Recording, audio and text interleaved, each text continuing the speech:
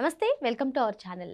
దేశ అత్యున్నత service IAS, IPS. మరి ఈ రోజుల్లో చూసుకున్నట్లయితే అమ్మో ఐఏఎస్, అమ్మో ఐపీఎస్ అన్నంత వరకు వచ్చింది. మరి తాజాగా జరిగినటువంటి సంఘటనే దీనికి ఉదాహరణ. ఏపీ ఐఏఎస్ ఒక వ్యక్తి వివాహేతర సంబంధం పెట్టుకుని ఆమెను చంపేయడం ఎంతవరకు కరెక్ట్? ఇకపోతే ఈ ఐఏఎస్లు, ఐపీఎస్ల పైన అవినీతి మరకలు కానివ్వండి, అభియోగాలు కానివ్వండి, ఇప్పుడు ఇటువంటి చర్యలు కానివ్వండి, ఏ విధంగా చూడాలి? వీటన్నిటిని కూడా డిస్కస్ చేయడానికి మనతో పాటుగా ఉన్నారు senior journalist doctor Vadlamani Kanakadurga గారు. నమస్తే అండి. మేడం. ఐఏఎస్, ఐపీఎస్ అనగానే బాబోయ్ ఐఏఎస్ఆ, బాబోయ్ ఐపీఎస్ఆ అని అన్నంత వరకు వచ్చేసింది పరిస్థితి. మరి మనం చూసుకున్నట్లయితే ఆంధ్రప్రదేశ్లో లిక్కర్ స్కామ్లో వరుసగా అరెస్ట్ అవుతున్నారు అధికారులు.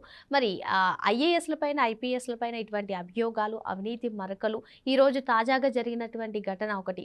ఒక ఐఏఎస్ ఒక ఆవిడ్ని చంపేసి తన విధులకు తానే వెళ్ళిపోవడం ఎంతవరకు కరెక్ట్? ఈ విధంగా దేశ అత్యున్నత స్థానాల్లో పనిచేసేటువంటి అధికారులే ఈ విధంగా పాల్పడడాన్ని ఏ విధంగా చూడాలంటారు? అమ్మో ఐఏఎస్ఆ, ఐపీఎస్ఆ అనే ఒక స్థితికి ఇవాళ ఆంధ్రప్రదేశ్లో ఐఏఎస్లు, ఐపీఎస్లు వచ్చారు. అంటే అందరూ నేను అంటల్లా, జగన్మోహన్ రెడ్డి హయాంలో ఎవరైతే పనిచేశారో వాళ్ళల్లో ఎక్కువ మంది మీరు అన్నట్టుగా అవినీతికి వాళ్ళు దాసోహం అయిపోయి జగన్మోహన్ రెడ్డి మాట కాదనకుండా ఆయనకు తగ్గట్టుగా వ్యవహరించి వాళ్ళ ఉద్యోగ ధర్మాన్ని కూడా వాళ్ళు మర్చిపోయి ఒక బానిసలుగా పనిచేశారు. కానీ అందులో ఇప్పుడు మనం మాట్లాడుకుంటున్న ఐఏఎస్ కూడా ఉన్నారని తెలుస్తుంది. ఈయన స్వతహాగా మంచివాడే కానీ, అంటే ఎప్పుడు కూడా మీకు మీ స్నేహితుడు ఎవరు నీ సంగతి తెలుస్తుంది అంటారు. సో ఆయన సహవాస దోషం వల్ల చెడిపోతారంటారు. జగన్మోహన్ రెడ్డితో సహవాసం చేసి వీళ్ళందరూ అంటే ఆయన దగ్గర పనిచేసి ఈ మీరు అన్నట్టుగా అవినీతి మరకలు అంటించుకున్నారు. స్వతహాగా మంచివాడైన ఒక వ్యక్తి, ఒక ఐఏఎస్ ఒక కుటుంబంతో అంటే సంతోషంగా ఉంటున్న సమయంలో వేరే మహిళతో పరిచయం అయ్యి ఆ పరిచయం ఎంత దూరం వెళ్ళిందంటే కుటుంబాన్ని నిర్లక్ష్యం చేసేంత దూరం వెళ్ళింది. పోనీ అక్కడితో ఆగిందా? సహజీవనం చేశారు, కరెక్టే. సహజీవనం చేసిన పెద్ద మనిషి అంటే ఒక అనుమానం పెంచుకున్నాడు ఆవిడ మీద. అది జరుగుతుందండి. ఎందుకంటే మీకు ఒక మనిషిని మీరు ఇష్టపడ్డప్పుడు ఈ మనిషి నాకు దక్కుతుందా, దక్కదా? అది లీగల్ కాదుగా. ఎప్పుడూ కూడా ఇల్లీగల్ సంబంధాల్లో ఇలాగే ఉంటుంది ఎక్కువ శాతం. ఒక పొసెసివ్నెస్, ఆడవాళ్ళకి మగవాళ్ళ మీదో, మగవాళ్ళకి ఆడవాళ్ళ మీదో. అంటే మనకు తెలియకుండా వీళ్ళు వేరే వాళ్ళతో వెళ్ళిపోతున్నారా, మనని కాదంటారా, ఆ ఇష్టంలోంచి వచ్చిన ఒక అనుమానం అన్నమాట. అది మంచిది కాదు. అంటే వాళ్ళు ఎంతలా అయిపోతారంటే ఇంకా పొసెసివ్నెస్ అనేది ఎక్కడికి తీసుకెళ్తుందంటే వాళ్ళు నిల్చున్నా కూర్చున్నా కూడా అనుమానం పెనుభూతంలాగానే ఉంటుంది. అది అనుభవించేవాడికి తెలుస్తుంది. సో దాంతో ఏం చేస్తారు వాళ్ళు, ఇటు విధి నిర్వహణలో సక్రమంగా చేయలేరు, అటు ఇంటి మీదే దృష్టి ఉంటుంది. అంటే వచ్చి వెళ్ళడమో, లేకపోతే ఒక కన్నేసి ఉంచడమో, లేకపోతే ఎవరినో నిఘా పెట్టడమో రకరకాలుగా చేస్తారు. దీంతో రోజు వాగ్వివాదాలు జరుగుతూ ఉంటాయి. నేను లేనప్పుడు ఎవడొచ్చాడు, ఎవడెళ్ళాడు. నిజంగా పాప ఎవరు వచ్చి ఉండకపోవచ్చు, కొన్ని సందర్భాల్లో వస్తారు మామూలుగా కూడా. అంటే సొంత అన్నగారు వచ్చినా కూడా వాళ్ళు భరించలేరు. అసలు అనుమానం ఉండేవాడు అలాగే ఉంటాడు. అందులో ఇలాంటి ఇల్లీగల్ సంబంధాల్లో ఇంకా ఎక్కువ ఉంటారు. సో ఆ అనుమానంలో, ఆ కొట్లాటలో ఈయన కొట్టిన దానికి ఆవిడ పడిపోయి చనిపోయింది అంటారు. సో వెంటనే హాస్పిటల్కి తీసుకెళ్ళినా కూడా ప్రాణాలు దక్కలేదు.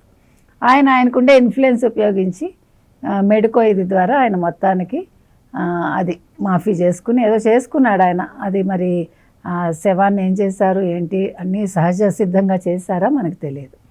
ఆయన మీరు అన్నట్టుగా ఆయన విధులకు ఆయన హాజరవుతున్నారు. సో ఇది ఒక పేపర్లో వచ్చింది వాళ్ళ కథనం. ఇది నిజంగా జరగకపోతే మీకు ఇంత దూరం కథనం రాసేంత ఇది ఆ పత్రిక అయితే చెయ్యదు.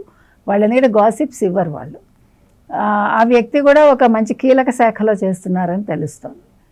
ఇక్కడ పేరు ఇమ్మెటీరియల్ కానీ మనకి ఒక ఐఏఎస్ అన్నప్పుడు బాధగా అనిపిస్తుంది మనకి.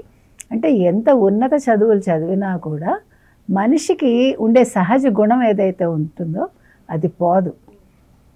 మీకు ఎలా ఉంటుందంటేనండి, ఇప్పుడు చూడండి, మనం ఒక వాసనకు అలవాటు పడతాం అనుకోండి. అంటే ఏ వృత్తి చేసే వాళ్ళకి ఆ వృత్తి వాసన అనేది ఒకటి ఉంటుంది కదా. పువ్వులు అమ్మే వాళ్ళకి ఆ పువ్వుల దగ్గర వాళ్ళకి హ్యాపీగా ఉంటుంది. చేపలు అమ్మే వాళ్ళకి అది చేపల వాసన వికారంగా అనిపించదు, మనలాంటి బయట వాళ్ళకి వికారంగా ఉంటుంది. అవునా కదా? అలాగే తిట్లు కూడా. ఇప్పుడు ఇళ్లల్లో తిట్లు ఎట్లా ఉంటాయి అంటే కులాన్ని బట్టి తిట్లు ఉంటాయి. మీరు నమ్మితే నమ్మండి. బ్రాహ్మణ ఇళ్లల్లో వెధవ, శ్రాద్ధం, పిండాకుడు ఇవే మాటలు వస్తాయి. వేరే వాళ్ళకి వాళ్ళ వృత్తిపరంగా కూడా కొన్ని పదాలు వాడతారు. ఎందుకు చెప్తున్నానంటే ఈ ఐఏఎస్ అనే వ్యక్తి ఈ రకంగా చేయటం అనేది చాలా బాధాకరం. అసలు మనం ఇలాంటి సంబంధాల్లోకి వెళ్ళకూడదు. నన్ను అడిగితే ఆకర్షణలు ఉంటాయి, ఆ ఆకర్షణల నుంచి తప్పించుకోగలగడమే నీ గొప్పతనం, అవునా కాదా? అందులో ఒక పొజిషన్లో ఉన్నప్పుడు అవతల వాళ్ళు మిమ్మల్ని ఆకర్షించడానికి ప్రయత్నించవచ్చు, లేదు నిజంగా ఆకర్షణకు గురవ్వచ్చు, రకరకాలు ఉంటాయి.